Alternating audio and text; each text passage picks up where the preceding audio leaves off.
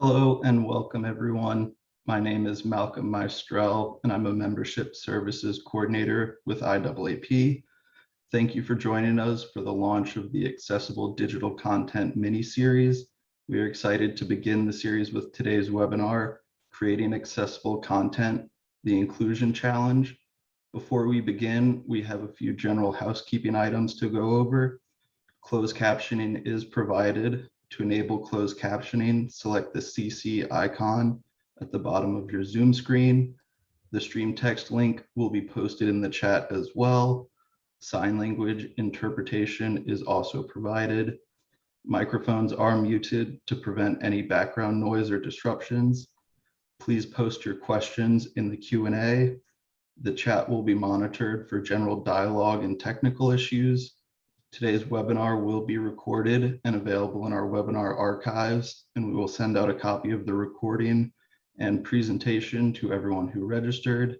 And now I would like to turn today's program over to our presenters, Shauna Hannah and Tony Kelly. Thanks, Malcolm. Just wait till we get our slides up.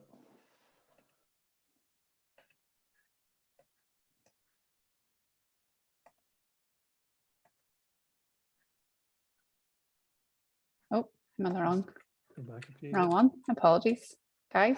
Sorry about that.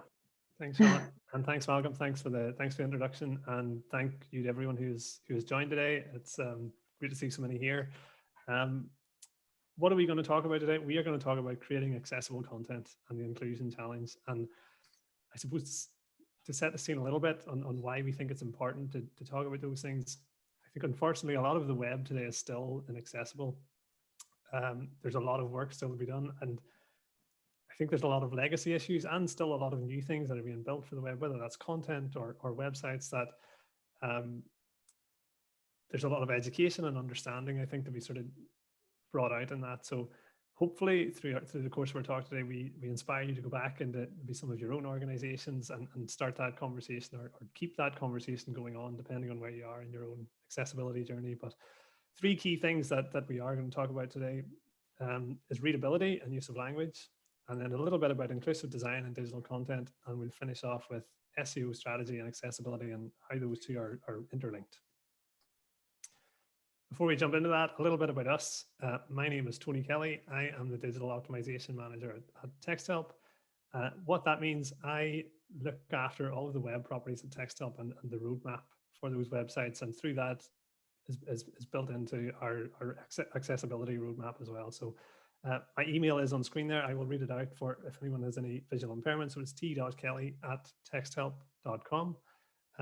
If anyone has any questions afterwards, please feel free to reach out or connect on LinkedIn. Always happy to answer some questions. I will also give you a visual description of myself for anyone who is visually impaired. I am a white male. I have ginger hair and some freckles, stereotypical Irish description, I would say. And I'm wearing a grey t-shirt with the Texthelp logo, and I am coming to you today from Northern Ireland, and I will pass you over to Shauna to introduce herself to you. Hi, everybody. My name is Shauna Hannah. I am the content strategist here at Texthelp, and I work very closely with Tony on a day-to-day basis. My job really is planning for the creation of all of our digital content. So everything that sits on our website and all of our social media, that kind of stuff. My email, if anybody has any questions throughout today, or we don't get time to answer all of your questions at the end, is s.hanna, Hanna, @texthelp.com. A visual description of myself. I am a white female with long dark hair. I have it tied up in a ponytail today. There's probably a little bit more gray in there than I would like. I'm wearing dark rimmed glasses, and I'm wearing a navy sweater. And I'm coming to you live from our Texthelp HQ, very quiet office today in Northern Ireland. So that's a little bit about us. Obviously, we can't see all of you today. So if you want to stick a bit of a visual description of yourself into the chat, we'd love to read about all of you as well as we go through the next couple of slides. So I'm just going to tell you a little bit about Texthelp first of all before we get into the bones of the presentation. And so this is our why. This is our purpose. We want at Texthelp. We believe that everybody has the right to understand and to be understood. And so what that means is for us is, you know, we're a SaaS company, we're a technology company. We create tools that help people to at work to achieve more by making reading and writing easier. And we also have other tools that help organizations to communicate simply, clearly, and in an accessible way. This is what we do. And we have a big goal. We've got a pretty huge goal, and I really believe that we can do it. In fact, we have to. But our goal is by 2030 that we will have helped to advance the literacy and the understanding of 1 billion people around the world. We are on course at the moment. You know, our tools we already know help over 50 million people at the moment. So, you know, this is our moonshot, and this is what we hope to achieve. Before we get started, you know, we have developed a guide that I think will be a useful resource, a free resource for everybody. It is, as the title would suggest, it's a digital web accessibility guide for marketers, but that by no means means that it's only for marketers. There's lots of information in there that will be useful for anybody. So whether you're in sales or a designer or a developer or just a manager of a function, you can access that at the link that is on your screen, and I will just read that out. It is text.help/accessibility-guide. So I'm going to start us off today really looking at readability and the use of language. So you know, making content accessible is much more than just following accessibility requirements such as the WCAG guidelines. And, you know, I would absolutely encourage everybody to have a look and try and understand and include some of that in your work. But it's all about making sure that our readers, that our audience feel truly included whenever they're interacting with us. And so beyond visual elements and functional accessibility is our choice of language. We should want our readers to not only access our content, but also to understand it too. But not everybody has the same level of understanding. So that's why readability and accessible language are important. So readability is all about how easy or difficult it is to read something. And you may not know this, but the average reading age in the US is just 7th or 8th grade. And in the UK, it's in around age 9. And so that's pretty staggering stats. I would say readability very much depends on a text presentation. So font choice, spacing, colors, etc. are all involved, as well as context. So the actual words and the sentences that are written on the page. Other factors go into text readabilities as well, like sentence length, sentence structure, the average syllables per word, those kinds of things. And all of these combined factors help to assess whether your writing is likely to be understood. So checking our writing for readability can help us to communicate our messages in a way that's clear and understand for absolutely every reader. And at Texthelp, we have developed some guidelines, and I'm going to take you through some of them in a few slides times. But we would recommend that you aim for a reading age of between 9 and 15. Age 9 and 15. Accessible language then is all about writing in a way that's easy for people to understand, and this means keeping content simple, short and clear. So really focusing in on using plain and simple English. People also don't read one word at a time. They bounce around, especially when they're online. They try and anticipate words and they fill them in. So we very much believe that you don't need big or complicated words to sound clever. And in fact, actually, when you write more, sometimes people understand less. So it's really important to think about the language that we use. Also, plain language is becoming more and more of a legal requirement in different countries too. So I'll go into that in the next slides. So why is it important? As I said, when it comes to the public sector, plain language is increasingly becoming a legal requirement. For example, in the US, there is the federal plain language guidelines. There's the Plain Writing Act of 2010. And then here in the UK, plain English is mandatory for all of our gov.uk websites. We also have the public sector bodies accessibility regulations that came into effect in 2018.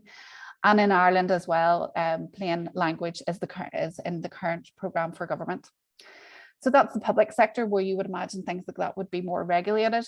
Then when we look to the private sector, oh, sorry, I forgot to talk about the last bullet there, but there's also the European Web Accessibility Directive in existence as well. When we look to the private sector, then it really just makes good business sense. It shows great customer service, and it makes life easier for the public. It leads to the fact that customers don't feel excluded or frustrated. They call less often for explanations, and they make fewer errors when they're filling out any of our forms. And it also saves time and money. Some examples we have, BT in the UK cut customer queries by 25% after adopting plain English in their communications. Royal Mail in the UK also saved £500,000 in 9 months by redesigning a redirect mail form. Canadian Government Department rewrote one form, and the error rate in responses fell from 40% to 20%. And the US Veterans Benefits Administration saved $4.4 million by rewriting a letter, and responses also increased from 43% to 65%. So who does it help when we talk about readability in plain English? There are a number of groups, and I'm going to take you through each of them in turn. So anybody who has low literacy, they potentially will not know the meanings of complex vocabulary and terms. Anyone who has any cognitive impairments, so words and sentences that are easy to understand will carry less cognitive load for them. Anyone who might have a visual impairment, so short and simple sentences convey meaning in a smaller visual field for them. And anyone who might have low English fluency will not know the meanings of complex vocabulary and terms. Anyone who has a motor impairment, clear, concise content is shorter, so it requires less navigation for them. Any dyslexics, clear, concise language is much more helpful and easier to understand. Anyone who has sight loss, the RNIB here, that's a registered charity for the blind here in the UK, actually recommend using plain English. And any autistics out there, the National Autistic Society advise against the use of jargon in particular. And then there's just those of us who are simply in a hurry.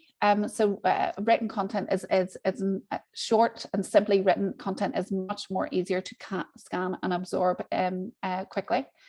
If anybody is stressed, if you're anxious, you might find it harder to understand things. If you are multitasking, so for example, if you're reading an email while you're trying to deal with a customer at the same time, then your attention is divided. So just to wrap up, what does plain English mean for your writing? Well, first of all, it means that it's clear, so people cannot misunderstand. It's complete, so nothing important is missing. The reader won't have any unanswered questions, and it's concise. So you're not adding any padding or waffle or no unintended repetition. And if you do all these things, then it's much more easier for people to understand. I have some examples, some befores and some afters that I would like to share with you today. So first up, a before. High quality learning environments are a necessary precondition for facilitation and enhancement of the ongoing learning process. That's really complex. There's a lot of big words in there. There's a lot of long words in there.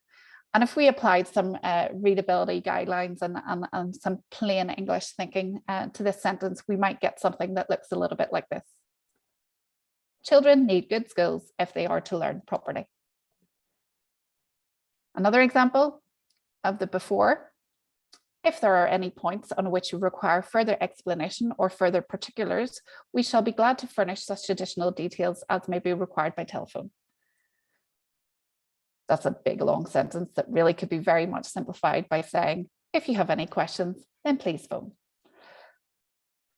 So really what I'm saying there is that we don't need to use over formal language. We don't need to have a whole host of jargon words in our language.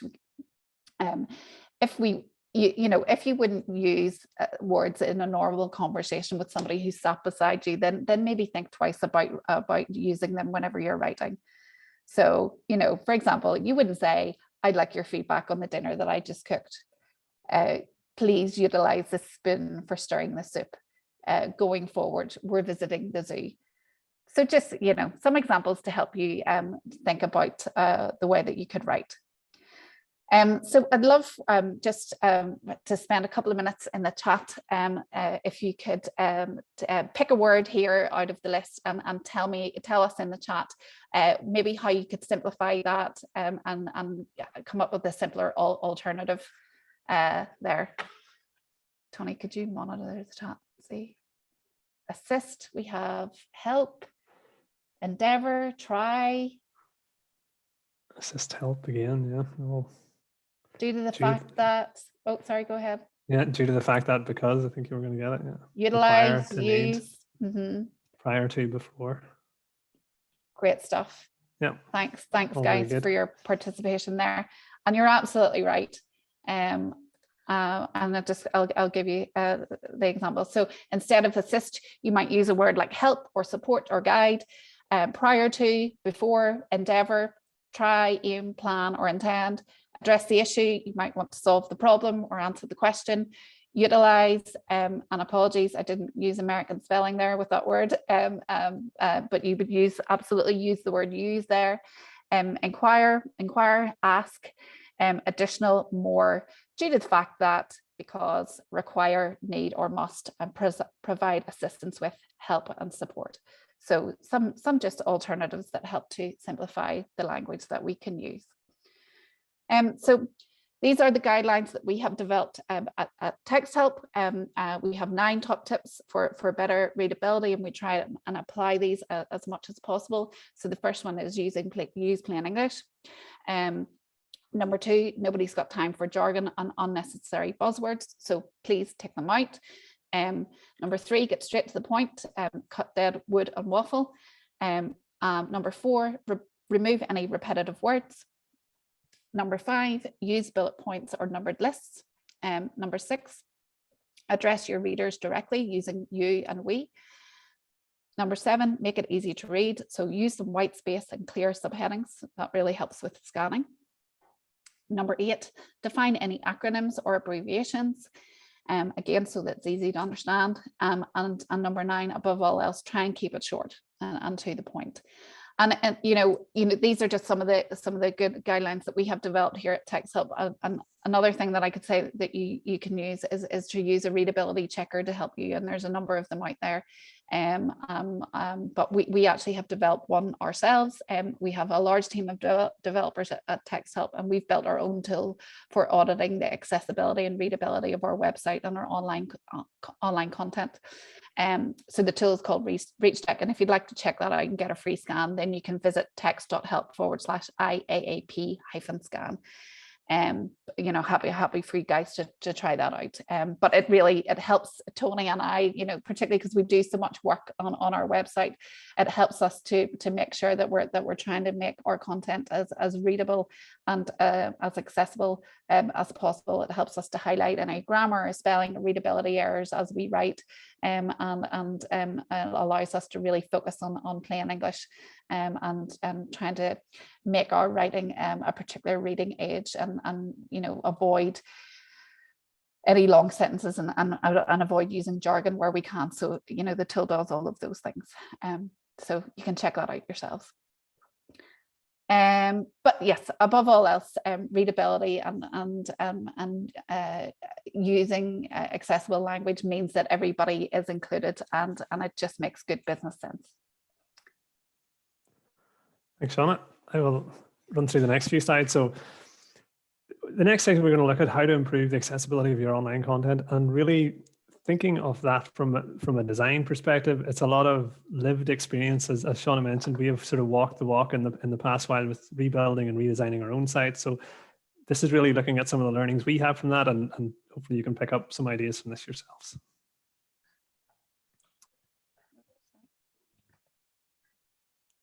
So diversifying your personas. For anyone who isn't familiar what a persona is, if you're creating content or if you're building a new website, you're creating that typically for a customer or a person or a group of people that you think will come to want to use your product or service. And a persona is really a representative of that group that you can use to say, okay, what do we need to build that is going to help these people when they do come to use our site? So quite often those personas can forget or not use people with disabilities. It's a real superpower, I think, to use and include users with disabilities within your personas. If you are thinking of people with disabilities at the start of your process and before you start designing and before you start building things, inevitably you're going to build a much better experience for everyone, not just people with disabilities.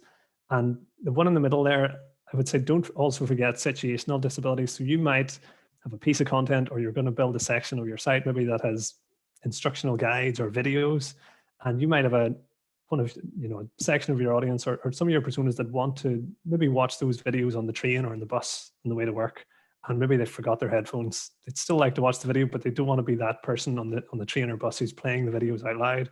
If you have sort of thought about that and you've provided captions on your videos, they can still use the videos and sort of get the meaning and sort of download the content there and not miss out on that experience. So things like that are important to consider as well.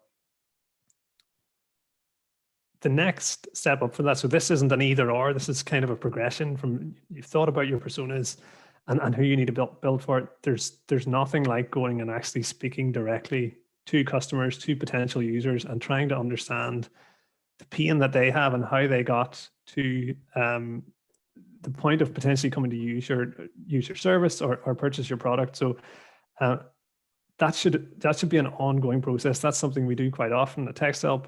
It's not something you should just do when you're designing something new or building something new. People's needs change over time, and it's useful, as I say, to get that feedback directly from customers. And really, to talk to the final point there, if you're helping to solve pain points for your customers, that's going to provide real value for them. They're going to keep coming back to you. If you can help keep solving their problems, that's going to build a much better relationship with you and your customers. Some things to avoid then, sort of during those conversations, sometimes your internal bias can come in, and you might start asking questions around the features they've used or why do they love your product so much, and you don't want to really try to lead them to provide them with kind of bait to an extent to sort of tell you why they think they're so great or why they think that you as a company or your product is so great. Really, you want to give them that space, let them sort of guide you to where they got to and how they've got to the point of using your product. And don't try not to put words in their mouth. Don't speak while they're thinking. It's fine if you ask the question and they take some time to think and come up with the response. Let that silence sit there. And sometimes it's difficult. You might want to fill that space, but you really want to open the floor to them and use open-ended questions that helps them sort of articulate their pain and how they fix that and get to the point of engaging with you. So some examples of where to start instead. So a lot of this is sometimes just putting the customer at ease before you kick off and really get into the conversation, but asking questions about their day-to-day life and what's the pain that they experience that led them to your product or service, and how do they notice that pain in their day-to-day life. So starting off with simple questions like, tell me a little bit about what you do in your day-to-day. What are you working on right now? There's lots of useful things that you will pick up if they are walking you through the journey that they have went on to get to the point, not just how they use your product now. There's a specific reason how they got there, and that could be months ahead of them actually engaging with you. You want to understand that so you can take that and try to replicate that for other people, either in your content or when you're building out different areas of your website.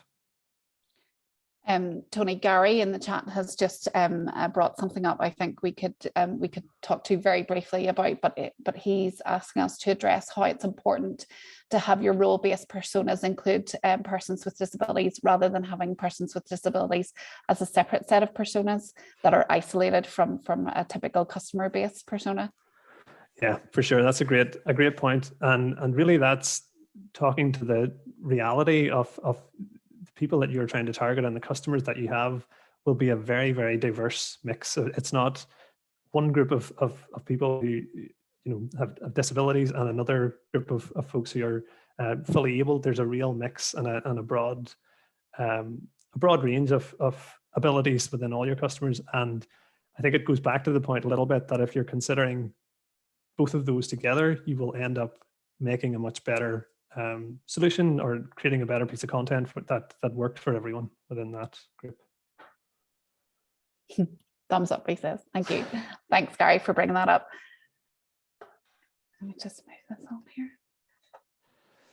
And then I suppose to wrap this section up a little bit, get expert help. Texthelp are at its core an accessibility company. You don't need to go around too many corners at Texthelp to find somebody that will talk to you for numerous hours if you let them about accessibility. It's at the core of everything we do in terms of our products and how we sort of thought about building our website. But in saying that, we still felt it was important to get expert help and take any of our own internal bias out of the scenario. We partnered with a user experience agency and brought them in. They help run some of our interviews with our customers. You may have a scenario where if you're asking a customer for feedback on a prototype or a new feature, they maybe don't want to open up and maybe be critical of something that they don't find useful. If you take yourself out of the picture and put a neutral person in there to have that conversation, they may give them a more honest appraisal of what you're asking them to assess. And plus, some of those agencies will bring a lot more of real world experience to the process. They may have worked with other companies and have maybe that more experience with the sort of diversity of persona that we're talking around, and can bring that experience into your conversation and help close some of the gaps that may exist in your own knowledge or how you think about going forward with that sort of research phase of design. I'm going to talk very briefly about social media as well. On the screen here, we have a couple of images, so I'm just going to describe them. On the right hand side, I have the Hootsuite logo and the Sprout Social logo, and on the left hand side, I have a graphic of someone using a laptop and a cell phone, and they're actually using the Sprout Social API platform to post a social media post. So accessible social media plays a part in creating a good user experience for everyone, and it also helps to create a positive brand image at the first impression too.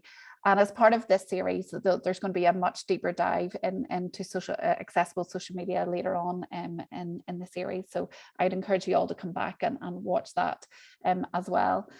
But some top tips for social media would be to add alt text to imagery that you're using. This function is available in platforms like Twitter and Facebook and LinkedIn. I would limit your use of emojis where possible. Make sure that videos you share on social media include captions or subtitles and a voiceover. If you go to use GIFs, and then leave a good amount of time between each frame. Capitalize the first letter of each word in a hashtag, and limit links to one per post, and make sure that it's clear as to where the user will end up if they click through. And I would also then write your posts with accessible language in mind, taking into consideration some of the tips that we shared earlier on. And then if you prefer to use social media management tool, then before you would go and invest in one, they are quite costly, but make sure that it has accessibility features included. And the two that we have used at Texthelp have been Hootsuite and Sprout Social. So they allow us to add alt text to some of the images that we will post on the native platforms as well. I would also say that there's a great Facebook group, facebook.com/groups/accessible social, that you can gleaned so much information from. It's run by a lady called Alexa Heinrich, and she has written some guidelines, and it's something that I dip into every day, just to make sure that I am just trying to stay on top of what the trends are. Shauna, Vicky did have a question in the chat there about emojis and how do emojis render with a screen reader? I'm not actually totally sure on the answer to that.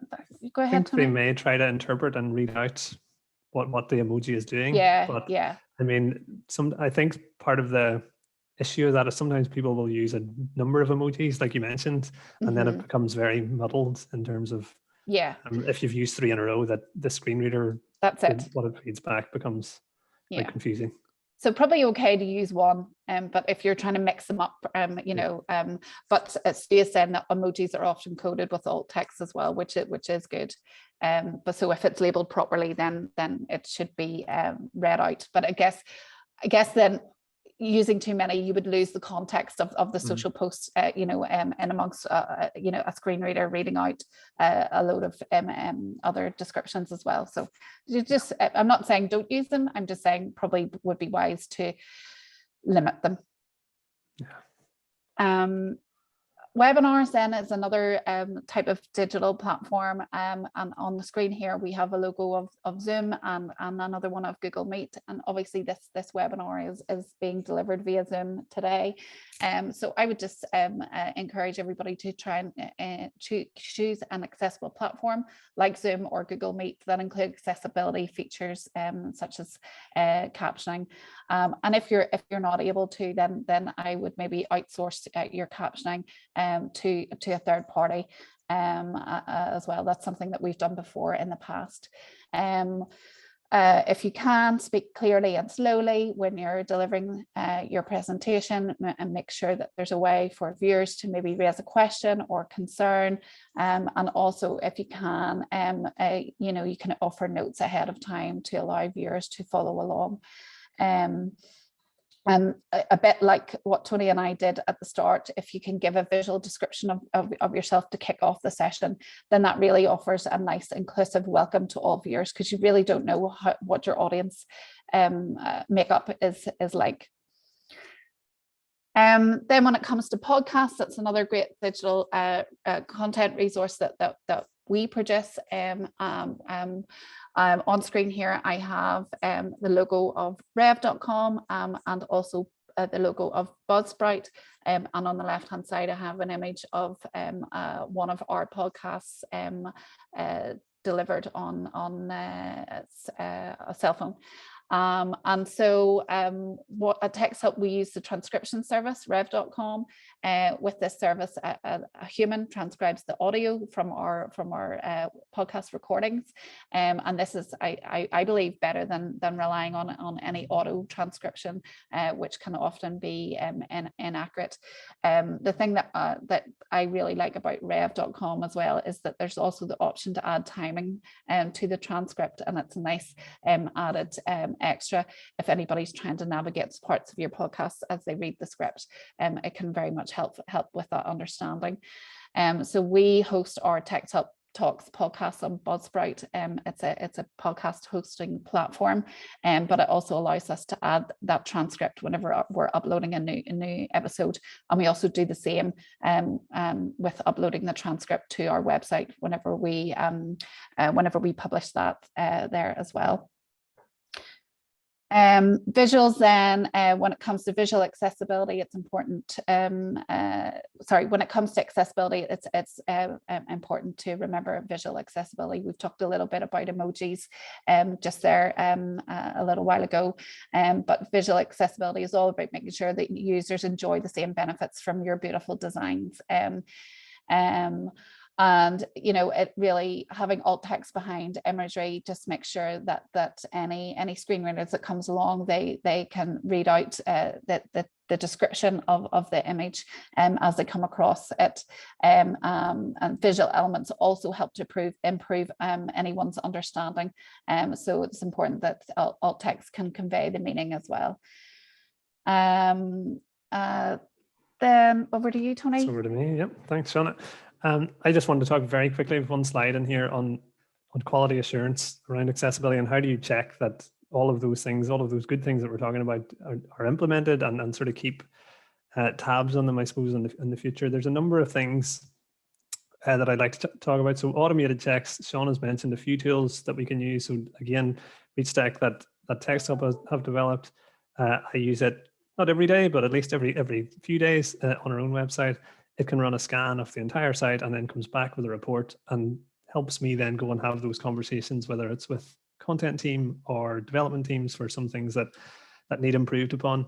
I do think it's important to say that while those tools I think they're very useful for discovering and finding those issues that you need to fix, I would lean away from using tools that potentially recommend automatically fixing them. I do think there's a human touch needed there in terms of, you know, the best practice that you want to implement. And sometimes a tool just can't give the same sort of experience that you can sort of check with a human. So those top two kind of go hand in hand.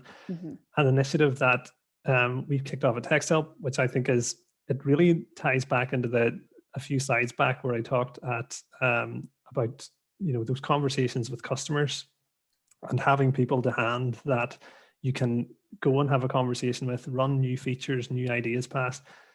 Texthelp has launched an Accessibility Champions Network, which is essentially we've reached out ahead of time before we kind of needed any help with a specific project, and got some customers and users on board and said, look, at some point in the future, we might like to run some ideas past you, some new features, maybe some things for our website, and get some feedback. What that allows us to do is to get that feedback really, really quickly. If you don't have those people that they've maybe agreed to help, sometimes it can take weeks just going back and forth and trying to find people who are available. I don't know the exact numbers, but we have a bunch of people that are happy to help out, and we'll incentivize their time. We'll say, look, if we take half an hour of your time, we'll send you an Amazon voucher or something like that. So that can be really valuable and just help your flow with when you're designing and or building things, that you have those people to hand. And the last point is about challenging doubters. We are lucky enough, we don't have any doubters in our organization. We don't need to use any of these, but there may be some organizations where people ask, well, what's the point? How does this help me? You know, I don't need any of these features. They don't have that empathy yet that everyone should have. But there's a few, these things came up from a webinar from the good folks over at DeepCrawl. They had a webinar accessibility a few weeks ago. I'd recommend also to go back and watch that. But if you do have a doubter in your organization, there's a few things that you can ask them to do that will hopefully start them on their sort of journey of accessibility. So if you ask them to use a screen reader, listen back to your content, some of the things that Shauna had mentioned, if you have a lot of jargon words and unnecessary words in your content, if you listen to it back with a screen reader, sometimes that gives you a different perspective in terms of rather just skim reading through.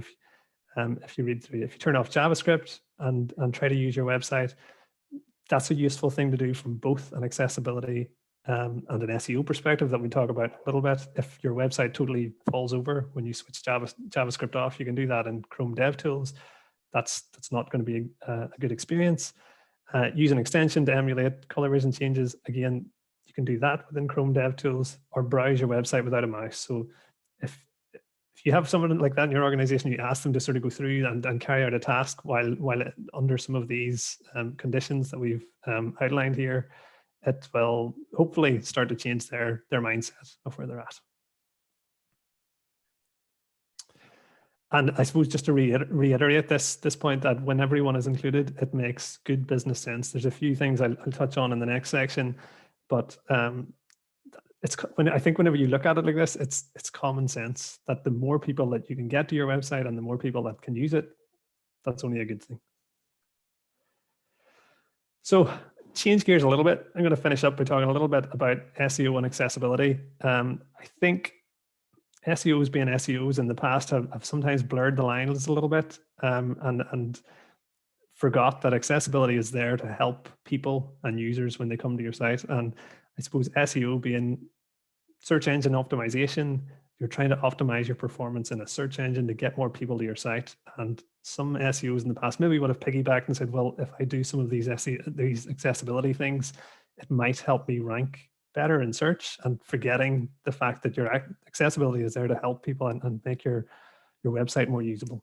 I'm going to break it down across people, process, and platforms. And one thing I would say, there's a lot of content out there, including in the guide that we linked, and I do have it linked in a few slides as well, about the, I suppose, the tactical implementation around, accessibility and SEO and where they do go hand in hand. Today, I want to talk a little bit more about the strategic side of things and how you can have those conversations in your organization to help maybe get help from higher up in your organization, that you can get these things implemented a little bit better over time.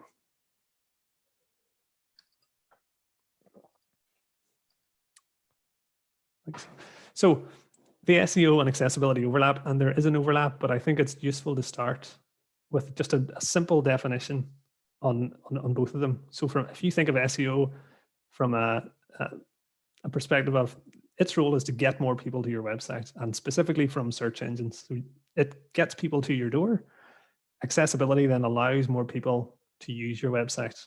So if you do both of those things really well, get more people there and more people can use it. That's that's back to the slide where we're saying if everyone is included, it makes better business sense. I suppose that this will probably be a terrible analogy, but if you think of it, if you have a bricks and mortar store, if you have a store on a road somewhere in a city, and you spend lots of time getting people promoting that you're opening your new store, and they come to the door and the door's locked, they can't get in. It's no good getting those people there if they can't go in and use the thing and work through it. So I think that's the key difference to think of here along both of them, where they work in conjunction with each other, but they serve different roles essentially. And why should you care? Again, going back to those people maybe in your organization, why should I care? This is from a survey in the UK. And again, making better business sense. There's data there that shows, and this is from a few years back, but in 2016, there was a survey of more than 4 million people who abandoned a retail website because of accessibility issues. There was barriers. They couldn't complete their purchase. There was a terrible experience. Those people took with them an estimated spend of £11.75 billion. In 2019, that number has grown to 17.1 billion. So that's probably a combination of more people are using the internet, more people are becoming familiar with it. They're probably also hitting more barriers. So it's like I said at the start, it's still an issue that we need to think about and educate people on and fix it. But for those people who are asking that question, why should you care, if they only care about the numbers? And there is a business case here for it as well. And I think at the bottom, more importantly, it's just the right thing to do. If you can empathize with people with disabilities and how they come on and use the internet, I think in all walks of life, regardless if it's online or offline, if you can make a positive change in the world for your fellow humans, that's something you should aim to do.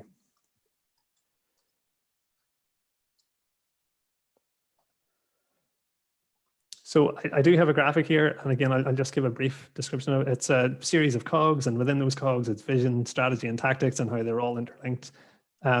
This is really thinking about your organization and how, and it's interchangeable in terms of how you implement accessibility and SEO best practice, but your vision is really going to be set by your leadership team and maybe your CEO.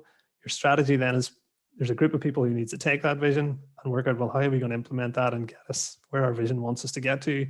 And then at a tactical level, you will have people who are doing the work, making the changes, making the optimizations. It's much easier if you have that vision pushing down from the top. It's very hard to work back up the way if you have somebody who's really at the tactical level, really up to speed with accessibility, but they don't have the support throughout the organization. That can be a tough mountain to climb, but that might, we'll see in a couple of slides, saying that might mean that you have to go and persuade and get people in your corner, maybe in your senior team, that will help you fight that fight to make those positive changes. And so I think a successful strategy should consider three things: and people, processes, and platforms. We'll go into that in a little bit more detail. And I've put in a screen grab here of a tweet. And again, it wasn't talking specifically about accessibility or SEO, but it kind of wraps up what we want to think about and how we go about implementing some of these changes.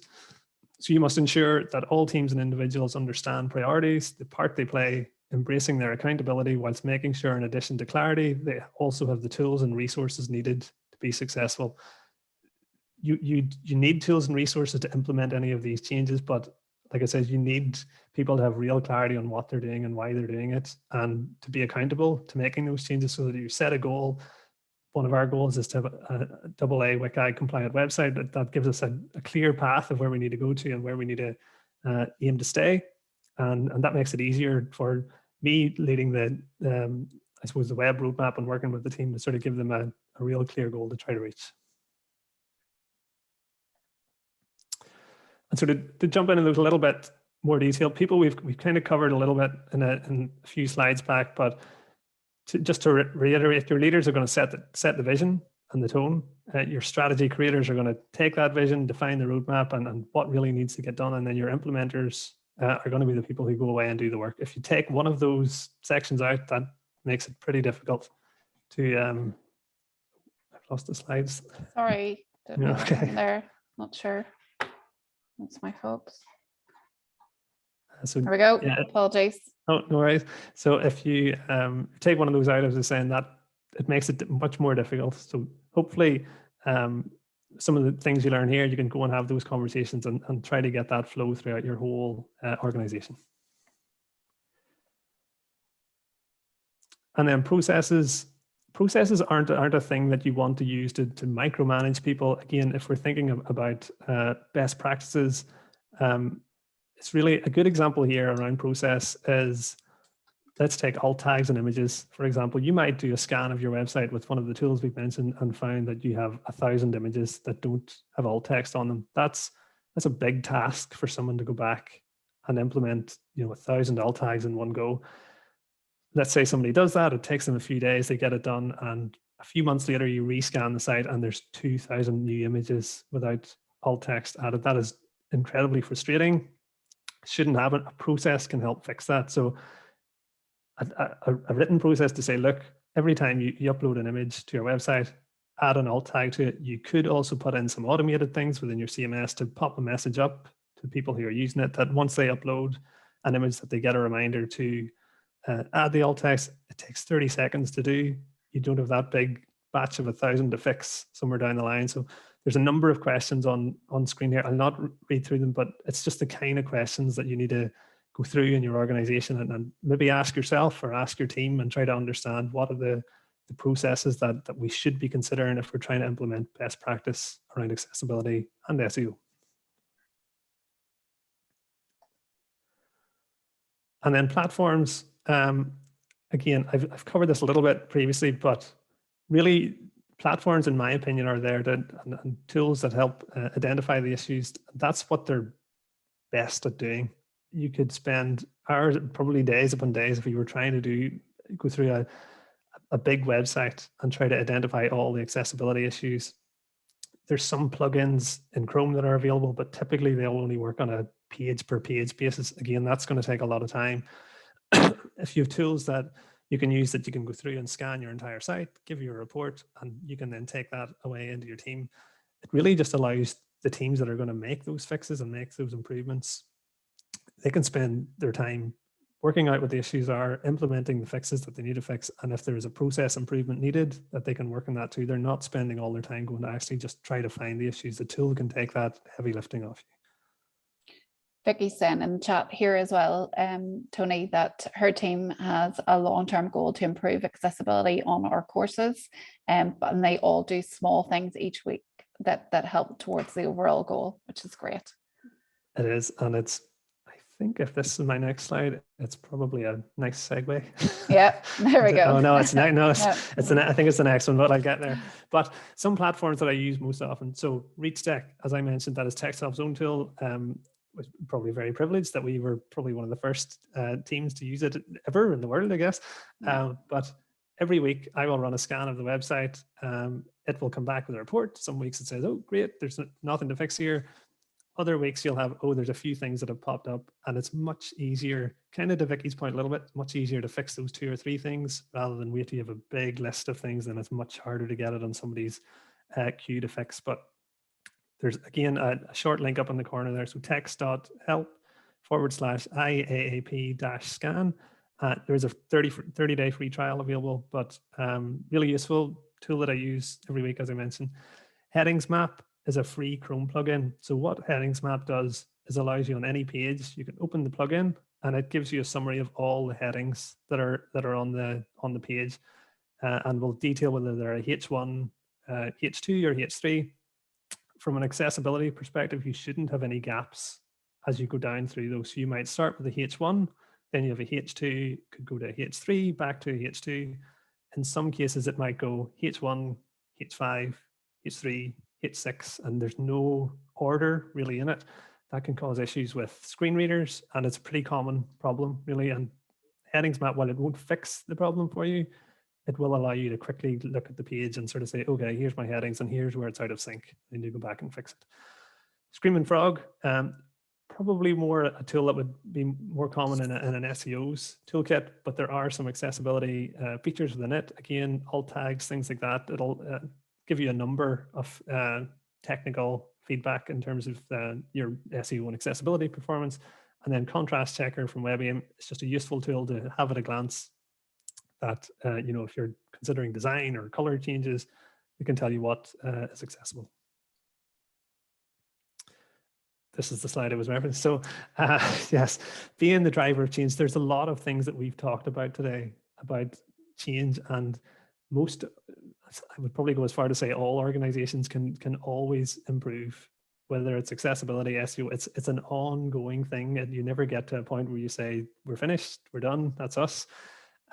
Some might be further back than others, and they need to go and sort of really drive organizational change, mindset change, and have those sort of sometimes difficult conversations within your organization and really get people to care about accessibility, really. And the earlier that you can have those conversations, and the better. So I suppose if you're lucky enough to maybe be thinking about rebuilding your website, or it's coming up in 6, 12 months, even 2 years time, start those conversations now. It's much easier to talk about it at the start rather than, I have been involved in some projects where people come and your website's launching in 2 weeks, and you're like, there's not much you can do in 2 weeks, both for accessibility and SEO, and sprinkle some magic dust on at the end. It just doesn't work like that. You need to have that conversation from the start.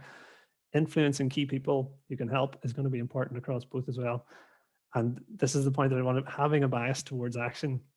So I think it was Vicky in the chat, to her point, if you can do 2, 3, 5 things per week, that is the place to start. Don't wait until you have the perfect time. You might go and talk to a developer, and the developer might say, oh, well, I've got lots to do here, but in 3 months, I'll have all the time I need to make these changes. And the 3 months pass, and there's another stack of things that are on his desk, and it keeps moving out. If you can get 5% moving this week, this month, do it, and get the wheels turning is the best way to make change. I guess as well, there will be people out there who inherit projects that maybe haven't been, accessibility hasn't been thought or built in right from the start. So again, having that bias towards that action is, not trying to do everything and fix all of the problems all at one time, to try and chunk it up and break it up into smaller, more manageable pieces. Yeah, for sure.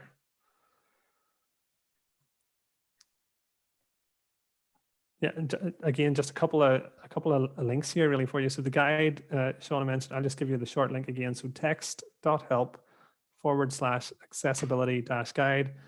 Lots of great content on there. There is a whole section dedicated to SEO and accessibility that talks more around the tactical side of things, but lots of good webinars and things on there as well. And there's another section on creating accessible content as well. So there's lots in there that you can check out. And then a new piece of content that we've released pretty recently is our Digital Accessibility Bootcamp. And again, I will just give you the short URL, text.help/accessibility-bootcamp. And lots of great content in there from AbilityNet, Content Design London, IAAP are in there too. Lots of content from ourselves. Lots of webinars really that I think does a really nice job of taking you kind of on a journey of digital access and how you can learn, and sort of step by step, and helping with that bias towards action thing. It's like, do this, get this done this week, and then next week do this, and moving through like that. So again, it's all free to access. There's a couple of webinars and stuff you probably need to sign up for, but I suppose we want to help everyone on their accessibility journey. And as mentioned at the start, if there's any questions, things like that, do feel free to reach out to myself or Shauna, and more than happy to help.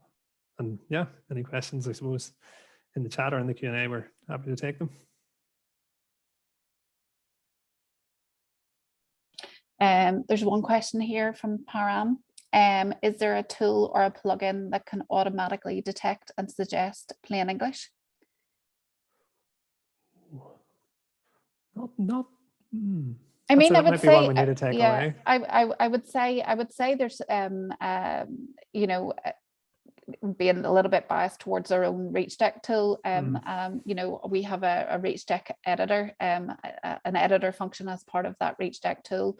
And if you paste your text in there, it will highlight any long sentences. It'll highlight jargon words. It'll tell you what the overall reading age of your text is, that kind of stuff. So that you know, there's a few others out there as well, the Hemingway app, and different things like that. But you know, the one that we use obviously is our own tool. So that's what I would say there. And there's a few other in the chat there as well. Oh, yeah, there's loads of questions coming in now. Is Ireland's plain English meant to distinguish the language? No, it's just there's an organization called Plain English, and it just has divisions. Some are based in England, and others are based in Ireland. So that's that one. I'm gonna see what else there is here. Is there a plugin to help tag decorative images in mass rather than jumping around, rather than one by one? Not that I'm aware of. Most of the tools will probably be scanning the HTML and picking up the image tag, and then they're sort of making you aware that, oh, there's an image there and there's no alt tag. That it might get there in the future. I think that would be nice to get there in the future, that, you know, if you've got 1,000 images and you can, you know, these 200 of them, you can say, okay, they're decorative, that's fine, but not that I'm aware of. But that might be one to take away and see if there is. Yeah. Yes, wishful thinking. Yeah. Are there any guidelines or best practices for image alt text content wise? I think there's loads that are out there now. I've seen a few on some of the SEO websites and things like that. I know somebody mentioned in the chat around Alexa Heinrich. You know, she's my go-to, and she's just published a new book. And I'll grab the link here for you guys as we're talking. I can get it here.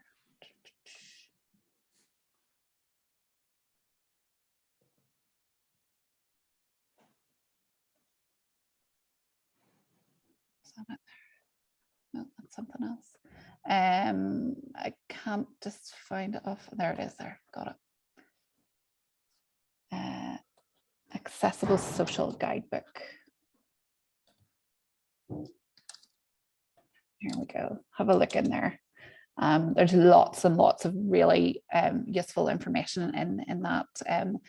That will help you along your way, certainly whenever it comes to alt text, and a load of other different things. So if you want to check that out. Got that one. Does ReachDeck offer free licensing for open source software projects? As Tony mentioned, we do have a 30-day free trial for ReachDeck, and we're also working on another function on our website where you can put in your URL, and it'll give you a report from ReachDeck so you can see the different options that we offer in terms of the auditor and the editor. And the toolbar. But I could say we can put you in contact with some of our sales rep, and we can have a chat to see what we can offer you there, Ryan. That's not a problem.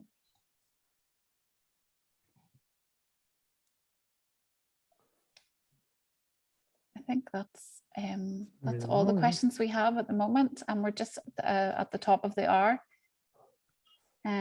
So back over to you, Malcolm. Thank you, Shauna. This is Malcolm. I want to thank Shauna and Tony for such a wonderful presentation today. It was great to see so many questions in chat and getting the audience interaction. It was very wonderful. I also want to thank Beth for her great job with the sign language interpretation and Kelly on the captions. Thank you both.